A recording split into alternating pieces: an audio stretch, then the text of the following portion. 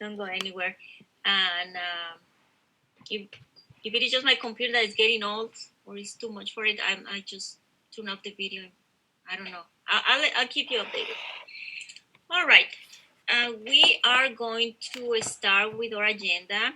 Our agenda here shows that we're going to be finishing risk assessment. I believe that we have still one problem to go. And then I need to talk a little bit about exposure assessment. And after that, we'll start the new topic. The new topic is air pollution. We'll, at the end, well, we have a quiz next Monday, so we're going to finish risk, have our quiz and our midterm on Wednesday, November 4. We might be able to do some quick review for the test. And then we have a holiday coming in November 11th. So that will give us a little bit of a break on the middle of the week at Wednesday. So it's good to catch up with everything. Alrighty, so I'm gonna stop sharing the agenda. You know where to find it if you didn't get some of the dates. They are on, the link is on Blackboard.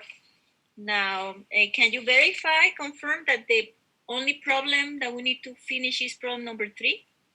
Yes, that's correct. You can verify that. Okay, thank you so much. I'm going to my iPad right now. Professor, on the quiz in the midterm, is air going to be on there also?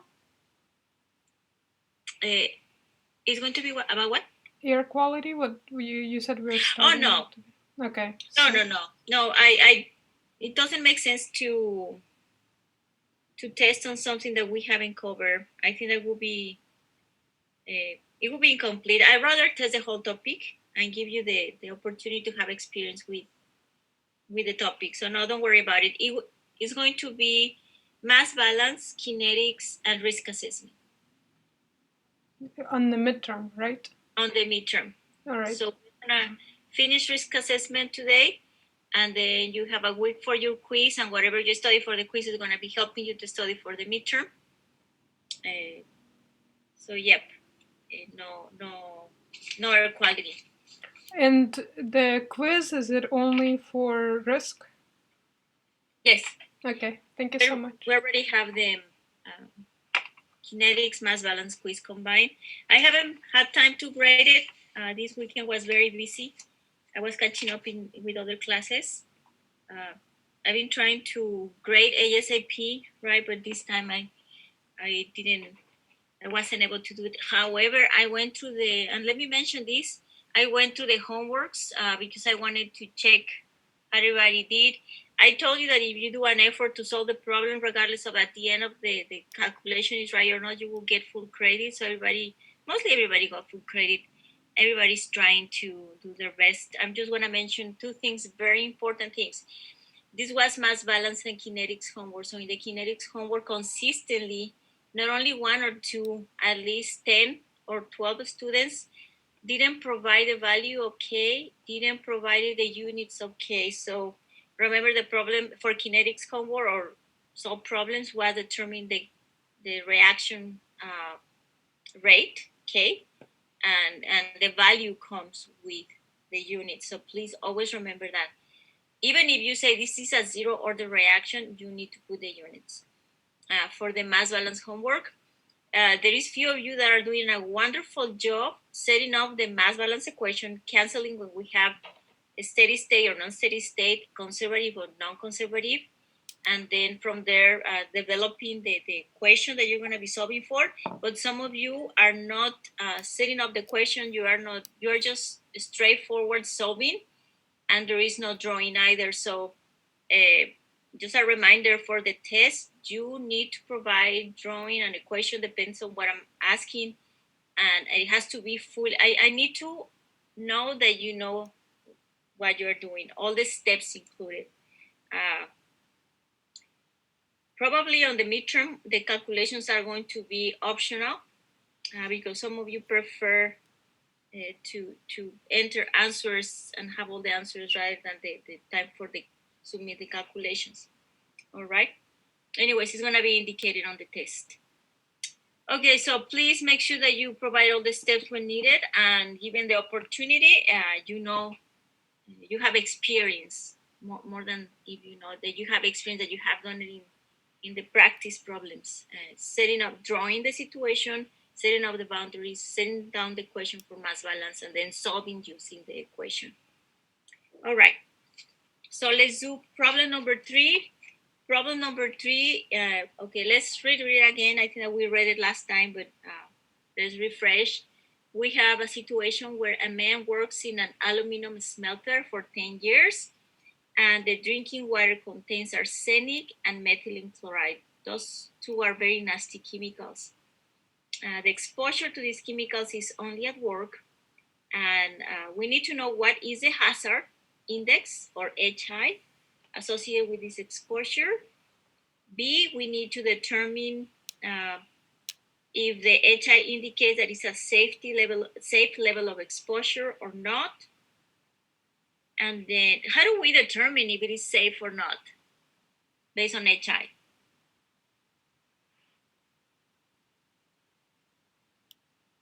Remember last class, I gave you some information. To be less than 1? Yes, less than 1 or larger than 1. So if it is less than 1, is safe or unsafe? Less than 1 is safe. Less than 1 is safe. All right. So we already know what we're looking for. And part C, what is the incremental lifetime cancer risk for the man solely due to the water that he's drinking at work, and check the risk to the compare the risk to the EPA acceptable risk. So it's going to be a little bit lengthy problem, but it's a very, very good problem. So let's work this out. We need to go and get or use some of the tables. So we need to calculate risk. Well, part A, let's start from the beginning, right? Part A, we're going to need to calculate HI. Do you remember the formula for HI? The sum of the HQs. So it's going to be the sum of the HQs, and in this case, HQs for what? HQ4? Would it be arsenic and methylene? Yes. So it's going to be HQ for arsenic and HQ4. I'm just going to call it MC, methylene chloride for short. And how do I calculate HQ? In general, what is the definition?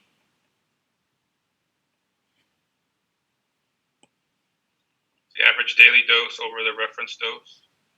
Okay, so average daily dose over RFD. Okie dokie. Where do I get the RFDs from? Do you remember?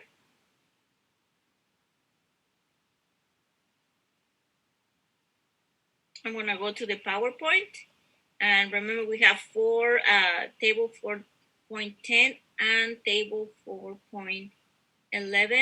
Table 4.11 gives you the RFDs, milligrams kilogram per day, and we're looking at arsenic. So can you grab these numbers down for me, please? We're gonna bring them to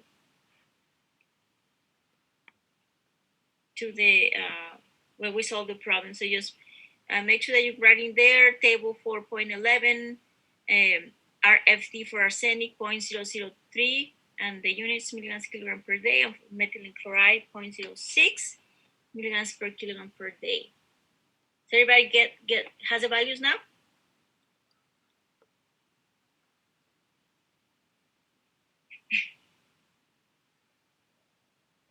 Yes? Yes, Professor. All right. Got it. Thank you. Before going into the main problem page, I'm coming to 4.10 because we need to calculate the average daily dose. And to calculate the average daily dose, we need to know about the intake rate. So we're talking about what kind of water? Would it be industrial and commercial? I agree, industrial commercial. So it's recommended 1 liter intake rate. So put in there 1 liter per day. Okay, also bringing here an exposure frequency Let's write down 250 days per year. Let's just bring all the information.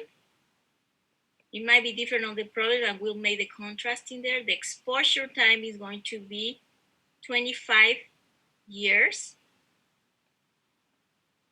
And then the weight is 70 kilograms.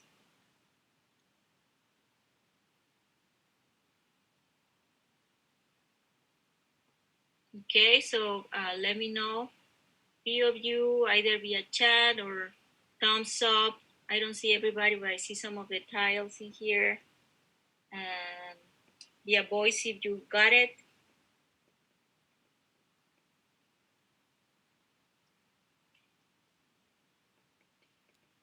All right, I see some thumbs up in there.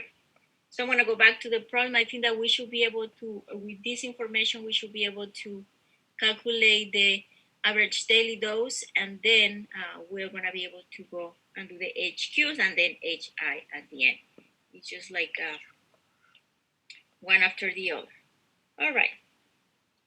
So how do we calculate the average daily? We know the RFDs, that's a given. How do we calculate the average daily dose?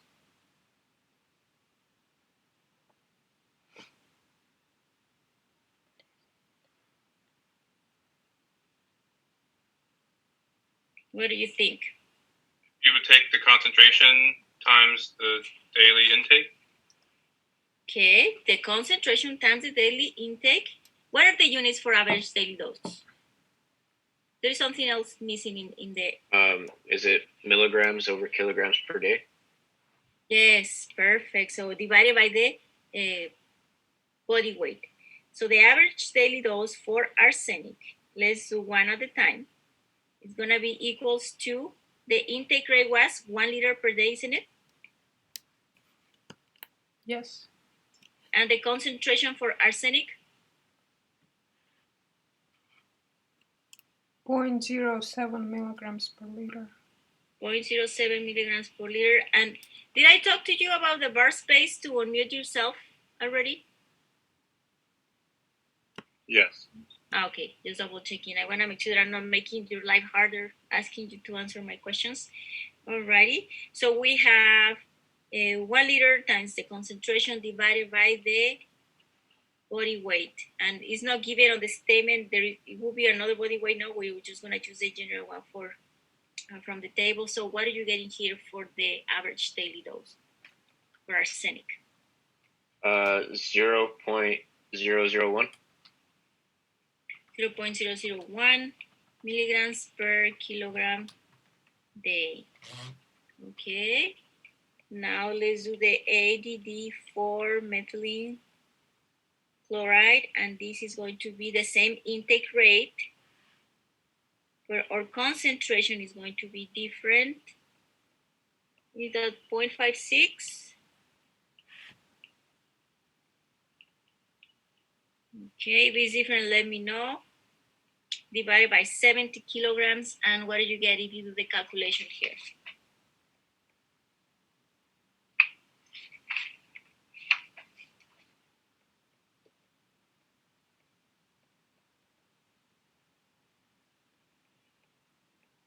Uh, 0.008.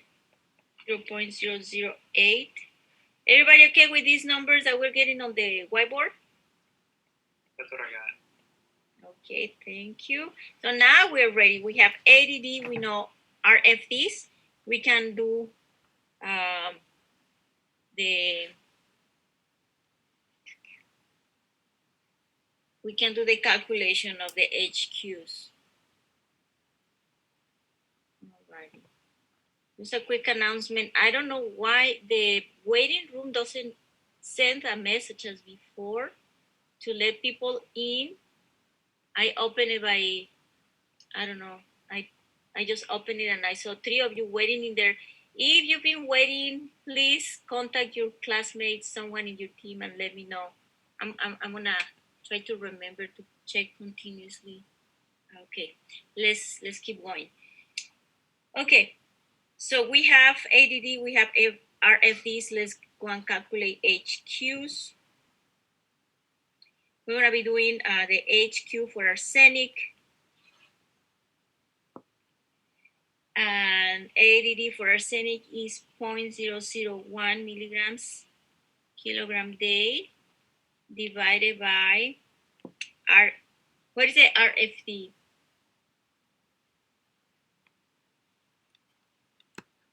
0.0003.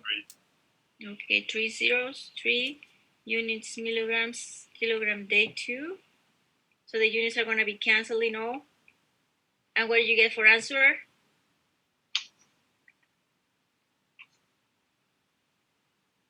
I got 1/3. 1/3? 1/3? Can someone I guess it's 10/3. Oh, 10/3. Okay.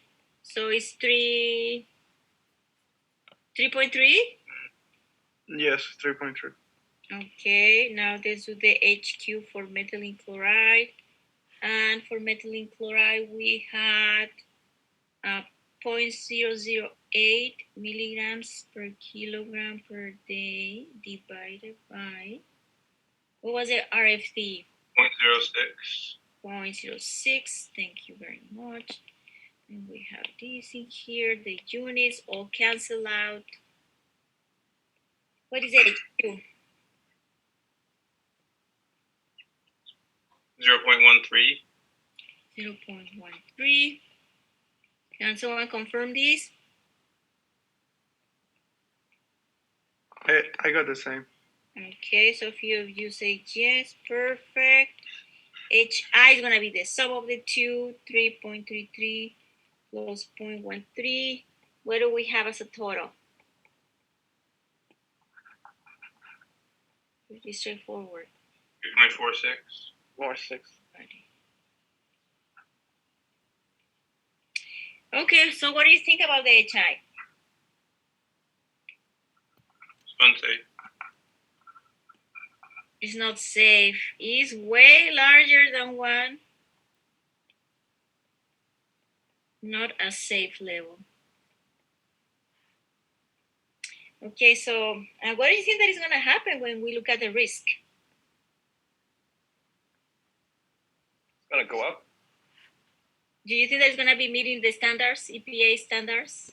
No. Probably not. Probably not. So based on this, seems that it might not be, the risk is not going to be acceptable. But we'll see, right? We need to determine that. So with this, we have done part A, which is the HI calculation, and part B, which is the exposure level, right? So I'm just going to label that in here. This last part was part B. And we just need to go and do part A, which is calculating the risk. And I'm going to use a different page. So whatever we need from here, you're going to need to help me with it. Okay, so I'm going to change pages now.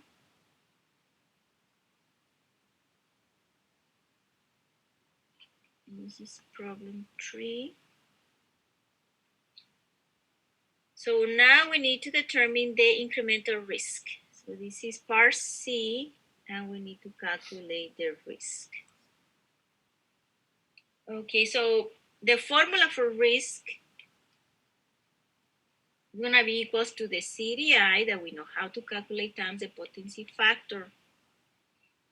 But in this case, we have 2 chemicals, so we need to, similar to the HI, the total risk is going to be the sum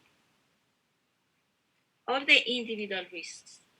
The risk with arsenic exposure plus the risk of the methylene chloride exposure. So we need to calculate these 2, add them up, and then see what is the level of risk. All right. So let me see. I have the potency factors in here. I can give them to you, but let me check. Let me double check if we have them here.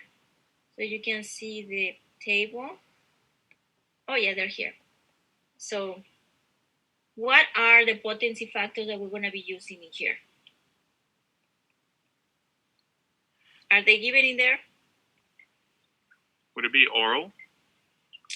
Yes, why? Because it's like the water potable water. Yes, the statement says it's a drinking water, so it's gonna be auto. Perfect. So we're gonna be looking at arsenic, right? It's already highlighted. 1.75, 1/milligram kilogram day. And the next one is for methylene chloride. Do we see it in there? Yes, it's right here. And we have 7.5 times 10 to the minus 3. And again, the unit is 1/milligram per kilogram day. So please get these numbers. We're going to be bringing them to do the calculation of the risk for both arsenic and methylene chloride. So I'm going to switch pages now, back to the problem. We have the potency factors. Now we need to calculate the CDI for both of them. So let's do the calculation of the, do you remember how to calculate the CDI? What do we need to calculate the CDI? So for the CDI, it's going to be concentration multiplied by the intake rate, multiplied by the exposure, divided by the body weight. Okay, so let's start CDI for arsenic. Let's do one at a time. The concentration was 0.07 milligrams per liter. What is the intake rate?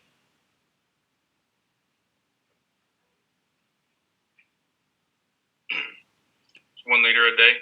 1 liter a day. I really want to hear you giving me these values just to make sure that you know what they are. Okay. What is going to be the frequency of exposure? Does it give us any information? Look at the statement. We have 250 days a year, and we have 10 years exposure. Okay. So in the table of EPA is recommending 250 years, all right, for the frequency. So we're going to be using the 250 days per year as the working days that are recommended by the table, EPA table. But what about the exposure time? What is the exposure time given on the table, the EPA table? Yeah. 25 years. Okay, it says 25 years. Now, I want you to go and read the statement. The statement says that how long is a person working on this industry? 10 years. The 10 years? 10 years. Which one are we going to select? 10 years. The 10 years. Why? Because the statement is very specific. That is only, the exposure is taking place only 10 years. When we have no idea how long the exposure takes, we go to the EPA table and we get the 25 years. Does that make sense? Yes. Alrighty, so 10 years, and this is given on the statement. Perfect. Now we can divide by the 70 kilograms, which is the weight, and then we're gonna have the 70 years of life, and then 365 days per year. What are you getting here?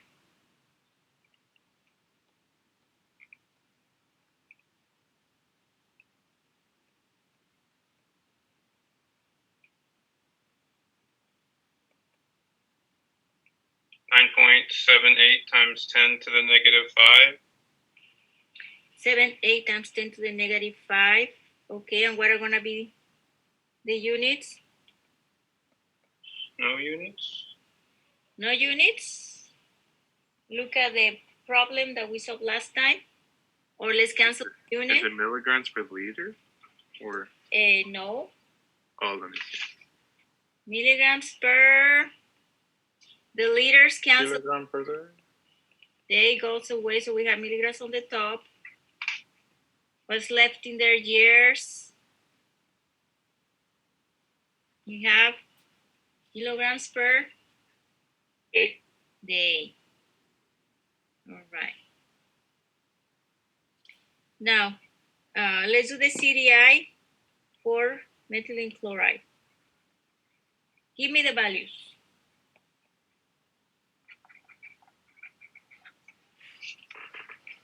What is the concentration?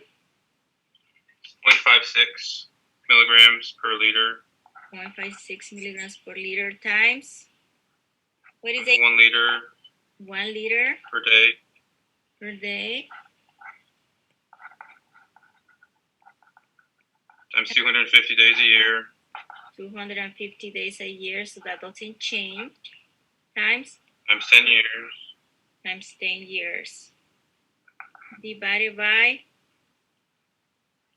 70 kilograms, 70 years of life. So you notice the only thing that changed in here was the concentration, because the chemicals were both of them in the water. So it was the same exposure.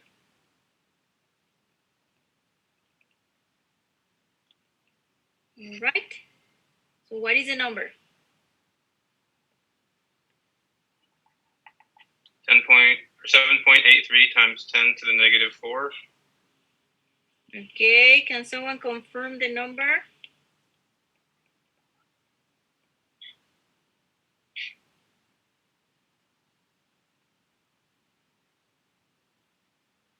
No chat? Thumbs up? Okay, thumbs up in there, perfect. I can confirm it. Okay, so we have few confirmations. Now we're ready to calculate the risk. So let's do the risk. We're gonna do it separately and then all together. So we have the risk of arsenic is going to be the CDI 9.87 times 10 to the minus 5 milligrams per kilogram day, and the PF. What was the PF for arsenic? 1.75. 1.75. Thank you.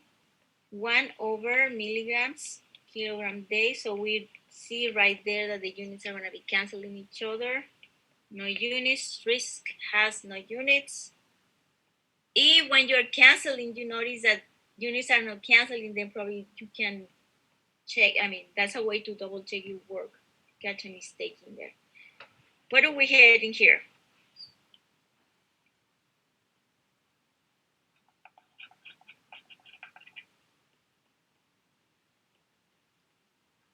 7.5 times 10 to the negative 3 times 7.83 times 10 to the negative 4. Okay, so you gave me two numbers. Is this 7 times 10 to the minus 3? 7 times 10, 7.5 times 10 to the negative 3, yes. Okay. All right. Can someone else double check this one? Well, I'm sorry, you want the total? That's not right. Oh, you gave me the total? No, I didn't give you the total. I gave you the two individual ones. Yeah, I know this is But our the answer... Look at... Oh, I'm sorry, I'm adding the other one up. Yeah, you're going fast. Don't worry about it. So I'm going to put in here.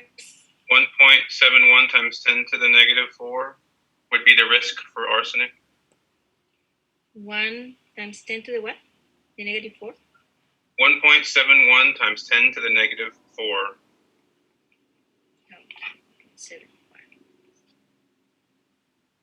Okay. Now let me...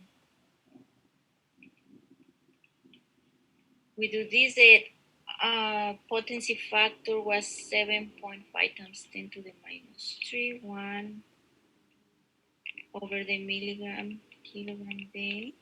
Units cancel, and then we can have the risk for methylene chloride. And what is the risk for methylene chloride?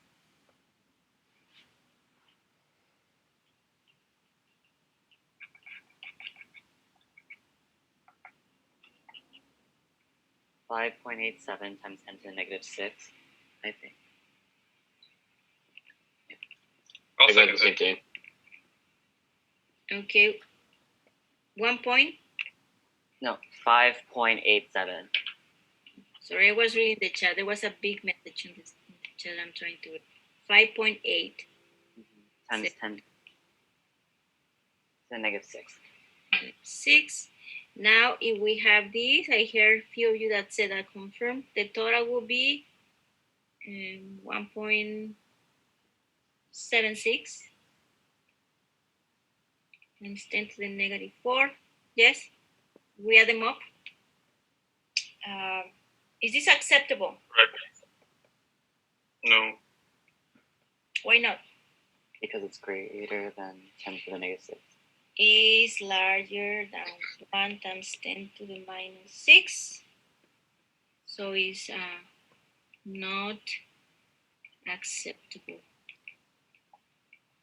risk.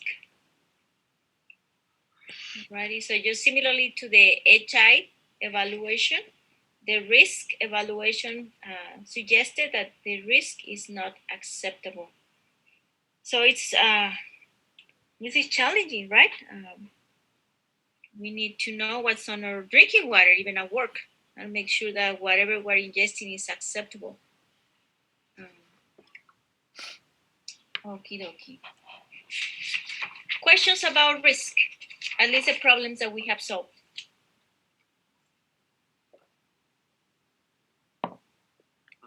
Professor, where did in the beginning part, where did the 250 days come from? I think I missed that part. I was in the waiting room.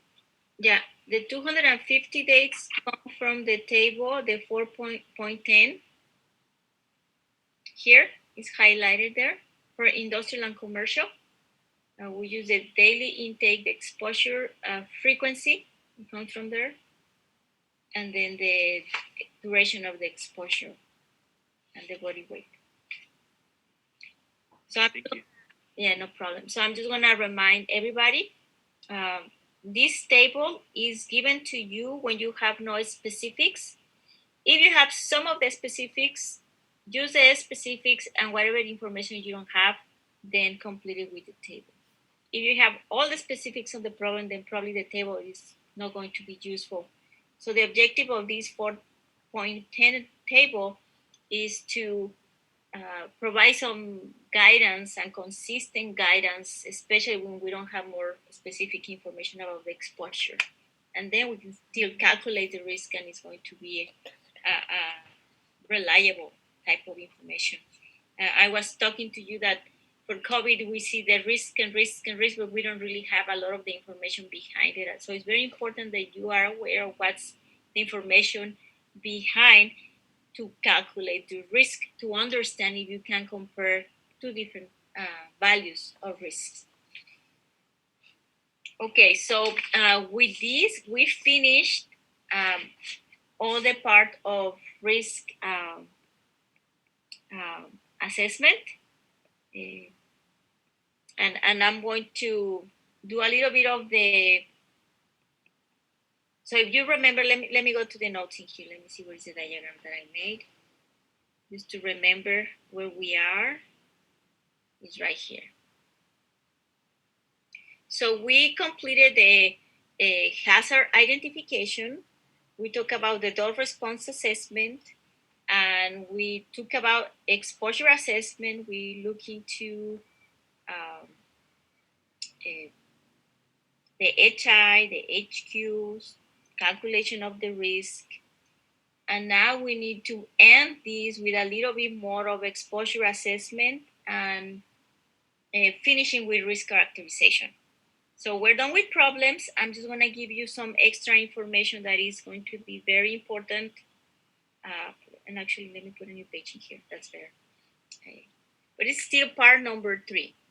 Okay, this is still part of the assessment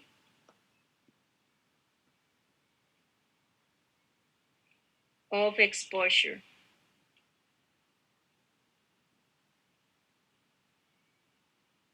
I just need to finalize with some thoughts. We have talked about what is reasonable exposure, and we have guidelines. It's not something that we feel like. It's HI guideline or the risk value for EPAs and other guidelines. But also we need to talk into how do we get exposed. And there is 3 main routes of exposure that are going to be very important that we briefly talk about those. The first one is going to be inhalation. The second is oral. And the third is dermal. Which one do you think that is the most critical one, the worst one? The most dangerous route of exposure? Inhalation. Oral. Oral. Okay, so we have you on the chat saying inhalation, and some of you are saying oral. Wouldn't it be dermal? Someone is saying dermal. So let me start with a question. If the pollutant is in the water and you don't swim on it, is there any way to be exposed? Not at all. No. Not at all, unless you go and swim. All right. If the pollutant is in the water and you don't drink from that water, are you going to be exposed? No. No. No. Okay. If the pollutant is on the air and you are in Massachusetts and it was in California, and all of a sudden you can see some of the smog and ashes produced in Massachusetts, that you might be inhaling those particles that travel all the way there? No. No. Yes. Yeah. No. Wait. Okay, so still some of you said no and some of you say yes. Let me give you another example, maybe going to clarify. What about COVID-19? How far do you need to be away from someone so far that you know? So you 6 don't... feet 6 feet? They say 6 feet. minimum. It can spread larger than that. So they say 6 feet.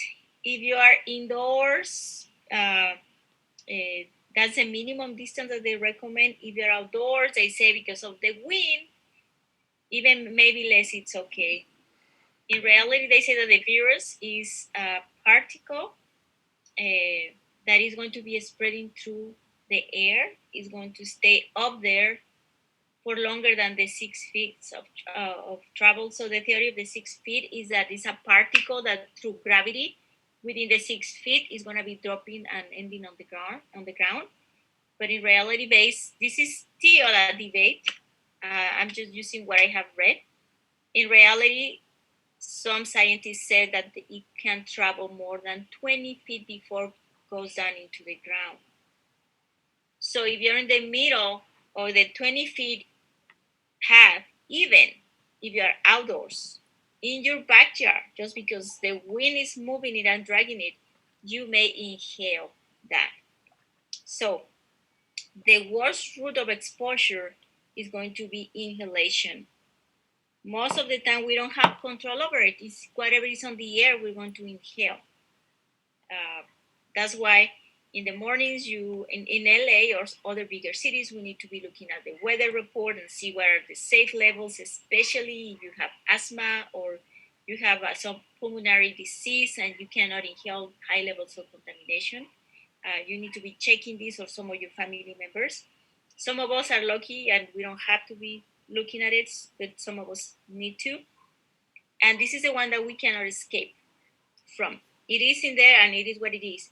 If you are at home, you could do some mitigation. You could have your AC always the most expensive filter that filters viruses. And also you can have the HEPA new air filters, not for the AC system, the HVAC system, but for rooms. And you could be filtrating too, but that's a very localized treatment. So that's inhalation.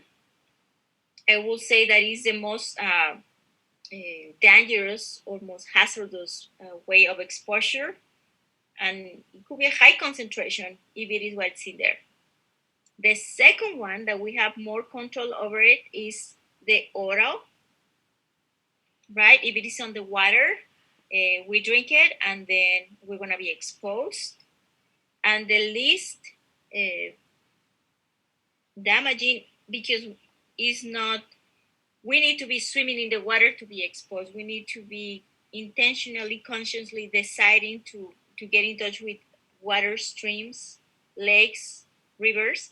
Is going to be dermal, which is the absorption. Now, some of you will say, well, taking showers, yes, if your water has a bad contaminant or a chemical, and you're taking a shower, it could be health effects. Do you know of any of those examples here in California? Like water that is heavily contaminated and people cannot even take showers? Wasn't there like a contamination of like a groundwater site a while back? And it was like full of nickel? Where? I don't know if that was California though. I feel like it was either Michigan or it was somewhere in California. It is in California. Arsenic. Arsenic, and it has been seen in the Salton Sea, and it has been seen on the Central Valley too. The poor communities that live in trailer parks, that they depend on groundwater, and the groundwater is pumped out and it's not treated. It's just taken directly to their smaller distribution systems. So unfortunately, you can even go online and type in there arsenic, groundwater, Central Valley, California, or Salton Sea. And it's really sad what you can see in there. You can see all the kids are sick, or the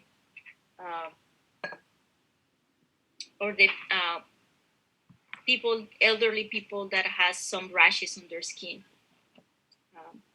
So it's something that is happening right now, and it's really sad that it's happening in California or home. But the good news is that you are going to be, or you are the future engineers soon to graduate, and you are gonna start helping them on finding solutions for them. Alrighty, so let's continue this conversation. So think about this. Make sure that you are familiar with these three. You can explain them what they are, what exposure means through each of them. And this is expanded on the textbook. There could be a question on honor quiz or exam. This is very important. But it's not only this. Also, there is something else that we call fate of the contaminants, or contaminant fate.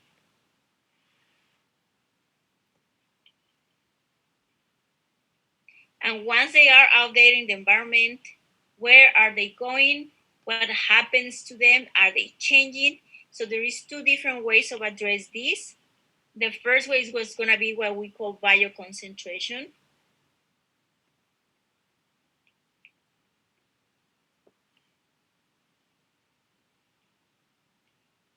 And this is related to the dermal exposure or absorption. So this can happen through dermal exposure, which is exposure of your skin with the contaminant via the water or the air, or absorption. And if you drink it, it can also be absorbed by your system and stay in your blood or your tissue, depends on where the contaminant is. So most of the time we use fish to study the bioconcentration. Fish has a large fatty, the body of the fish has high concentration of fats, and usually these chemicals are going to be bioconcentrating or accumulating in the fat. And for the fish, for the concentration in fish, they have these fish in the water tank with the contaminant. They take the concentration after the exposure of the concentration of the chemical in the water, and then they're going to be sacrificing the fish and then extracting from the fat the chemical that was absorbed, and based on that, they're going to be determining a bioconcentration factor. And based on that, this bioconcentration factor is the one that is going to be used to do an scaling to humans. So it's not done directly with humans, it's done with fish most of the time when it is in water. And the other thing is contaminant degradation. So these contaminants can be lasting on the environment and can be going just from the water into the solids or the fatty or the muscle, or they might be degrading. And we already talked about the degradation.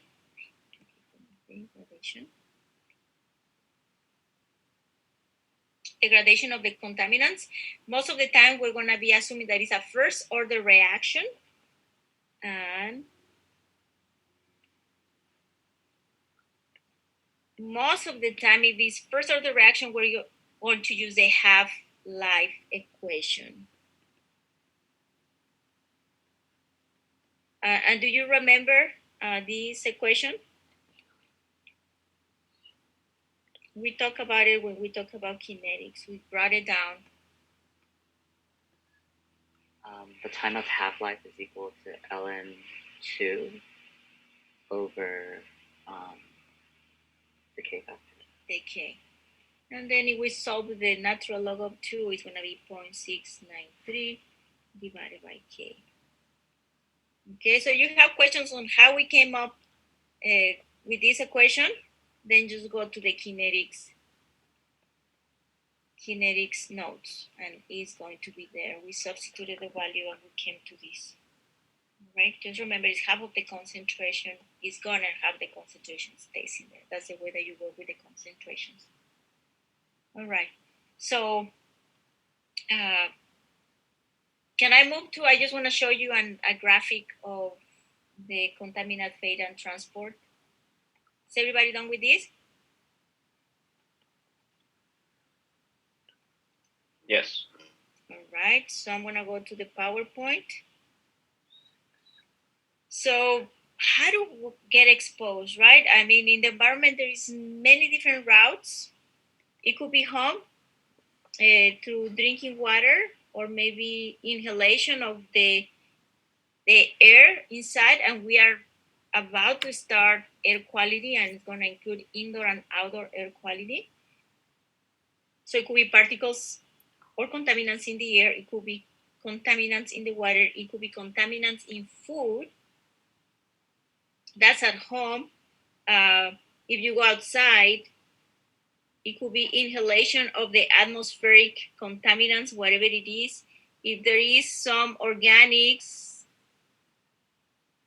like what? VOCs, volatile organic hydrocarbons, or PAHs that they are in the gasoline and they're spilling in the gas station. If you live close by, they might be evaporating and the wind is going to come, dragging them into people, and then we might be becoming exposed that way, unless they degrade on the way.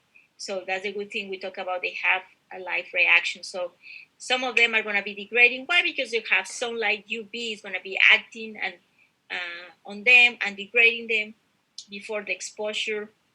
I don't know, you have seen some homes, they are next door to the gas station. I have seen backyards that are 10 steps from a gas station.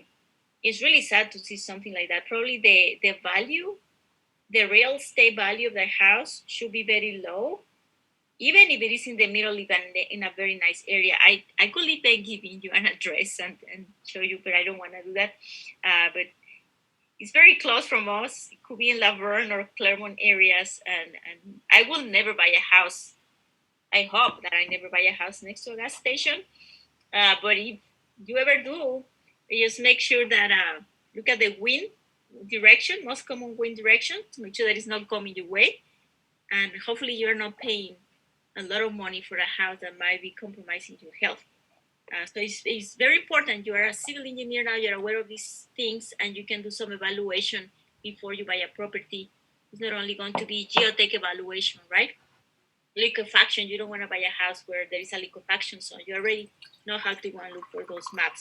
Similar here, make sure that you know about the groundwater, your drinking water is coming from a well, but hopefully it's coming from a well and is being treated in a treatment system and then comes home rather than you having your own well and pumping that directly into your house because maybe the groundwater is going to be contaminated. So again, the exposure could come from the soil, the air, the water, outdoors, and indoor could be coming from our food or indoor air, the water, or whatever activities were we doing in the house. Is there any question about this? I do have a question about like the house that's nearby the gas station. Where'd you say it was again? Oh, I'm not going to tell you the address. That's not what I meant. I meant the city. It's in a fancy, very expensive city. In terms of real estate, it's in a very expensive city. So I will just put a question mark for all of you in consideration. Now you are civil engineers, so you're civil engineers. There is a lot of information that you know, and it could be good because it's going to help you finding the best place or healthier per se, right? To find a house. So just make sure that you're careful. That's just like life when you make an investment on a house. I mean, this is California, so like everything out here is really expensive. So yeah, everywhere makes sense. Yeah, so like it just depends on where you live, really. David, there's a website called GeoTracker, and you can look up gas stations that have contamination. So thank you for bringing that up, Kelsey. That the website, that GeoTracker website, is going to be used heavily by engineers when we are doing remediation work. And also, if there is, if you are doing a geotech work, you need to go and check to that website because if there is some known contaminant on the ground, probably you cannot excavate to get the foundation done.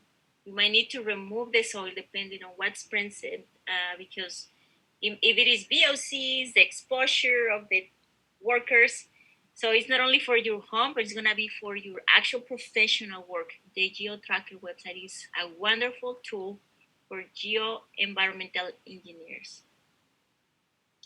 Yes, for your homes, yep. Yeah, when you're looking at a house, yes, use GeoTracker, USGS, all those fancy tools that you know because you're engineering students and soon to be engineers. I mean, use them, right? What if you live in? Sorry, I had a question, but what if you live in a house where like a lot of traffic passes by? Is that like pretty bad too? Or, like, what do you think? I think it just depends how frequently the traffic passes by, but yeah, I mean, I think over time it can be bad. So I really like that question because that question is going to open the next topic, air pollution. And we are actually going to be talking about that. How far you should be in order to avoid the contamination from the car's traffic. And it's not only the VOCs that are released or the smoke released by the cars, it's the little particles because when they're driving too, they are going over the surface and there's always little pieces of asphalt that are released into the air and they end up in the homes that are nearby or the structures. So that's a very good way to naturally go into air quality topic.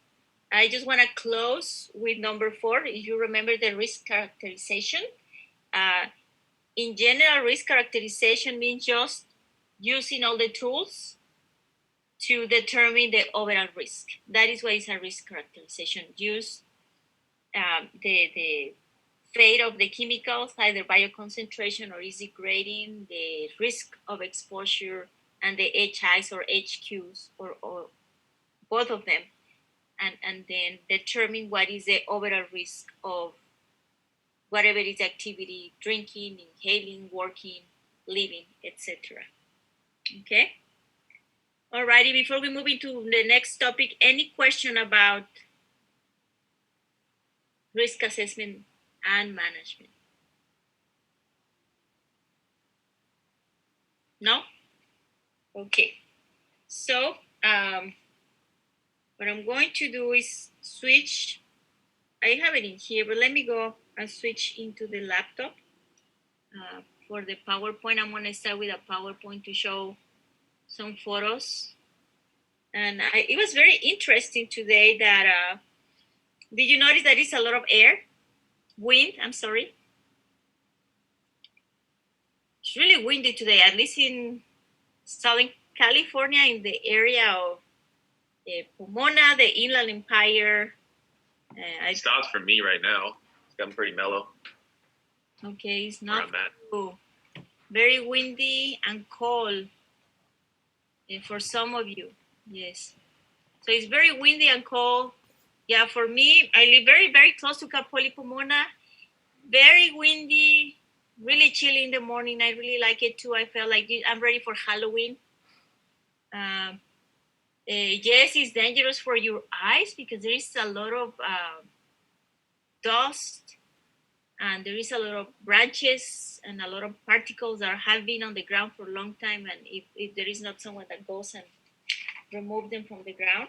So yes, it's very dangerous. It could scratch your car if you have your car outside. It's very appropriate weather to start with air quality. So let me share now my screen.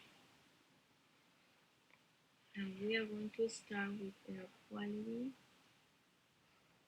or air pollution. Do you see this? You see the presenter version? Let me swap it. Okay, that should make it. All right, so we're going to start with the learning objectives as usually. Okay, now it's working. So we have talked about air pollution already in different ways when we look at chemistry. You already solved a lot of problems related to air pollution, even in mass balance. So this is not going to be new. We did it to make sure that it looks more familiar, that is easier to solve, and that we do a little bit more of engineering work rather than going back to chemistry again. So we're going to be doing problems where we need to do conversions from milligrams per cubic meter to ppm or the other way around. As you know already how to do it. Again, that's something that we're going to continue practicing.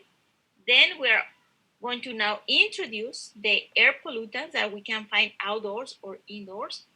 And we've mentioned some of them, but now we're going to be spending some time talking about them. What are their effects if they're on the environment for humans or for buildings and or animals, species that live out there in the wild. We're going to be looking at some technology to treat some of the discharging air that has been contaminated and what are the standards for air pollution. And then we're going to be the last portion. Well, actually, we're going to be doing some design for dischargers from industrial activities. And lastly, we're going to be modeling how these pollutants that are the emissions, for example, from the cars or the emissions from the commercial or industrial areas are going to be dispersing in the atmosphere. And at that point is when we are going to learn a very interesting, I love this. Honestly, I really like air pollution. It's not my area.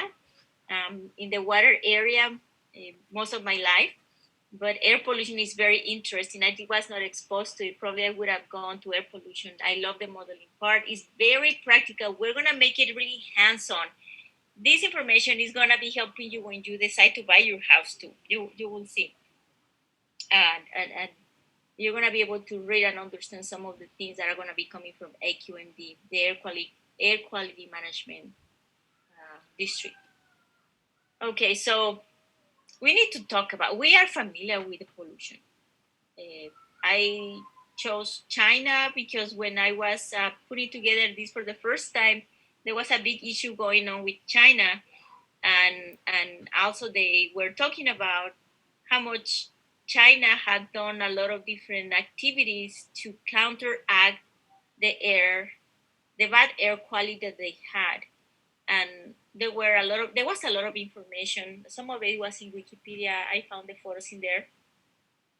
And I was asking the students, go and check it out. I think that China has been very proactive, still faces significant challenges with air quality.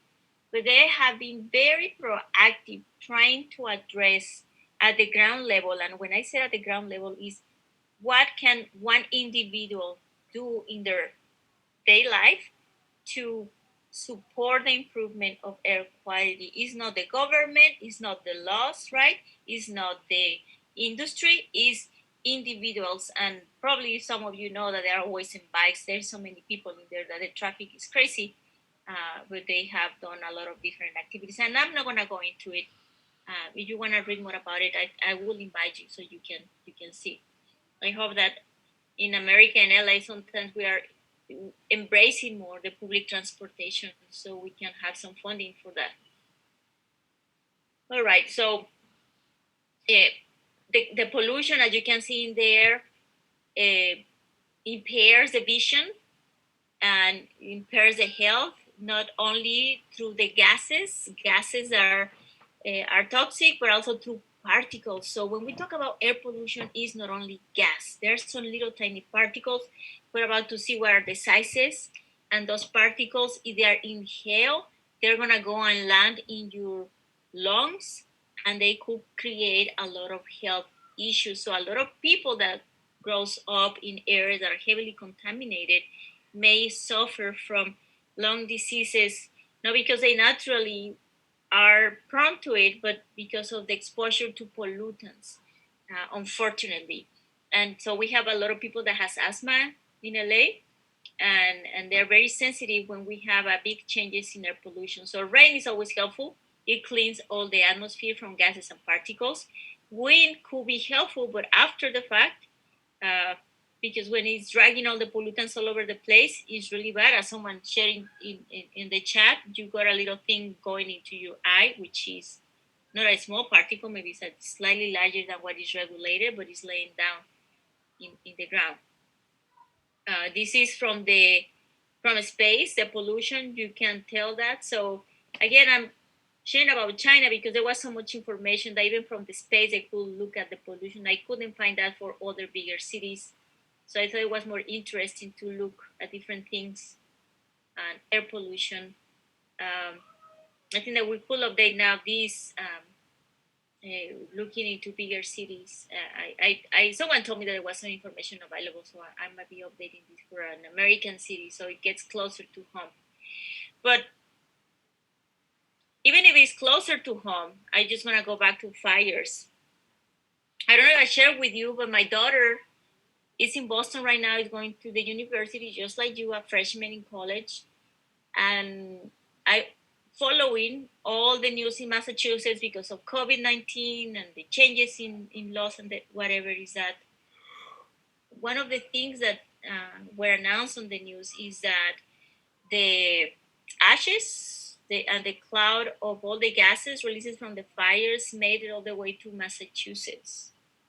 So at that time, I called my daughter and I asked her, what do you see? Have you seen anything? And at the moment, she said, no, I don't see anything. But then 2 days later, she came back with a photo and showed me some of the sky with what the news were calling or saying, indicating that was California fires, smoke and particles. So it travels because we know that the Earth has a system of pressure that changes and pushes, creates currents, creates a wind, and that is what is moving all the contaminants around the world. So whatever happens in China might be coming to US, or whatever happens in US might be coming to other countries, or in California going into Massachusetts. So inhalation is a way of exposure throughout the world. It's not only going to be in California. Closer to home, we have wildfires. And when I added this photo in here, it wasn't as bad as this year. This year's is, since they're on record, is the worst one. A lot of families, because they live close to areas of high potential of fires, they always wear N95 masks, and now we're not using them because of the ashes, but because of COVID. So it's interesting that the same level of protection is required for the dose and from COVID. filtration through that mask that the pores are very small on the micro size magnitude to make sure that we are protected from them. So the bottom line, we're talking about particles, right? We'll talk about the differences. It's about to come. Now, I want you to pay attention to this photo. It's, if you notice, I took this photo. The photo on the top allows you to see it's like a balcony. You see my mouse? Yes. This metallic railing there is a balcony, so I can go closer and see if you can. If you see the horizon, can you tell me what you see in the horizon? Like that brownish haze. A brownish haze on what side? On the left-hand side. What about the right? Is the same on the right side? Somewhat on the right, but it's a little harder to see because it's higher in elevation or higher in altitude. Okay. So some a little bit on the right, but a way lot more in here, isn't it? Do you see this? Yeah. Kind of cloudy area, and in here this might be cloudy, but not as much. Alrighty, so I was on a water treatment plant tour. The first day when the Santa Ana winds hit, it was really bad in there. You don't see the wind in there. But then I look around.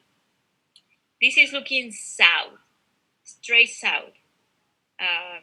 This is very close to the 210. So we're looking down to the 10 in uplands. On the left, you can see what will be there, Ontario, Fontana. On the right will be Pomona. If you have ever been in the Ontario Fontana area, it's always very windy. But when the Santa Ana winds come, oh my goodness, it's very scary.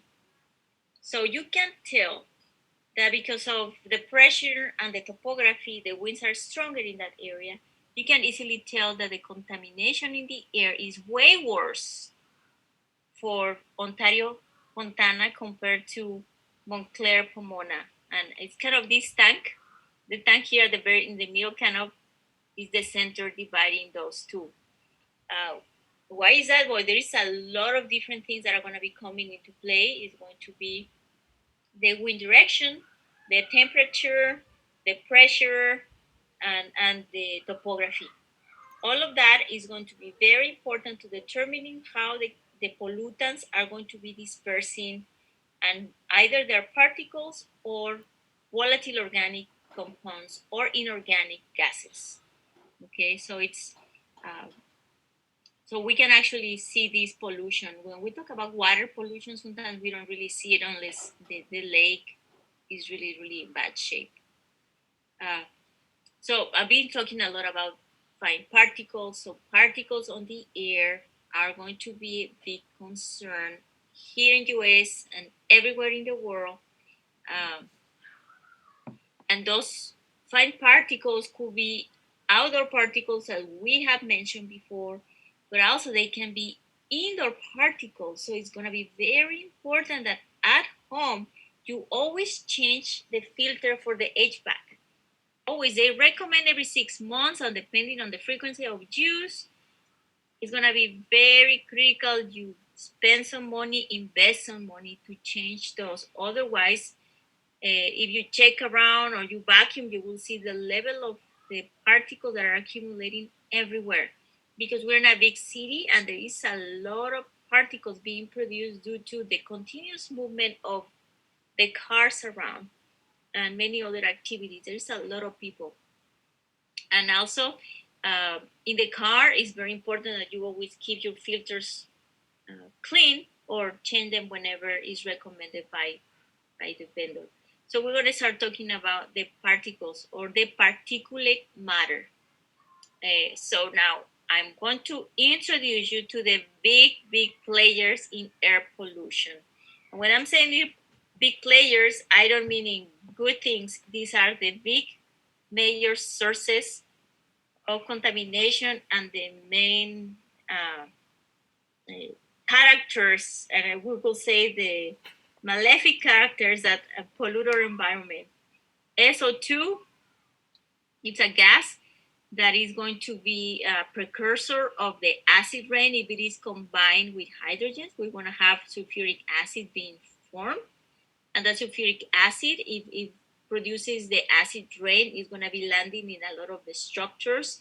Historical structures can be dissolved with the sulfuric acid. NOx's, there's few of those nitrogen oxides.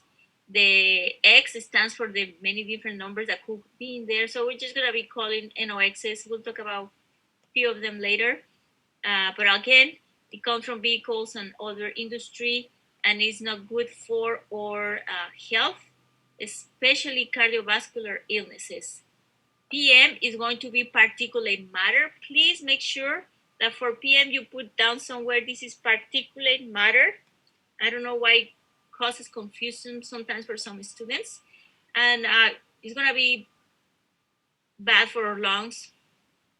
And the visibility too is inconvenient. CO coming from the vehicles, lead, the ozone. Have you ever heard that the ozone is bad?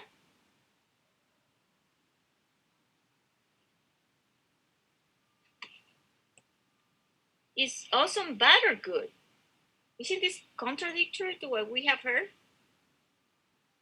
Isn't the ozone supposed to be protective? Where? Yes. Like in supposed to help with protecting like the planet from the sun's radiation, I think, for the thermal rays, I think. Okay. Yes, you're correct. You are correct. Do you remember where it's located? Oh, the hole in it, the image? Like that? Stratosphere. Stratosphere. Oh, really high. Really that's what you meant, located. Oh, okay. Yes. I just know there was like a hole in it somewhere, like it's kind of damaged somewhere. I thought that's what you were asking when you meant location. Well, in the North Pole, right? In the North Pole, they have reported that there is a big hole in there.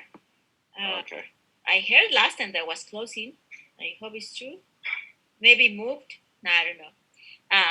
So ozone in the stratosphere is actually a layer that reflects the UV radiation, and is protecting us and protecting our planet from that energy. At the ground level, ozone is a pollutant. It's a contaminant that is going to be irritating the respiratory system and could be toxic, could be fatal. So sometimes you look at the news in the morning, they will give you the levels of the UV, and the ozone is one of them if it is a concern. So keep in mind it's the same chemical, all three, but the issue is it's at the ground level. And if we breathe that, it's toxic for us. If you're going, some of you are already enrolling the water treatment class, and ozone, we'll talk about ozone and how it's used for disinfection, and how it has to be contained because it's bad for humans to breathe. All right. VOCs, volatile organic carbons, they can be coming from many different things, industrial process, vehicles, and it's bad for our health.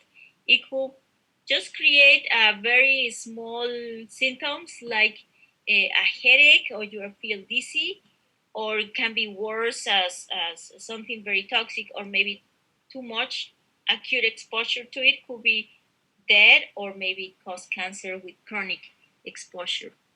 Okay, so we're going to be bringing up some of those new terms that we have learned throughout the class. All right, so it's 3:45. Next class, Wednesday, what I am going to do is introduce you to the different policies of how these air pollutants are regulated.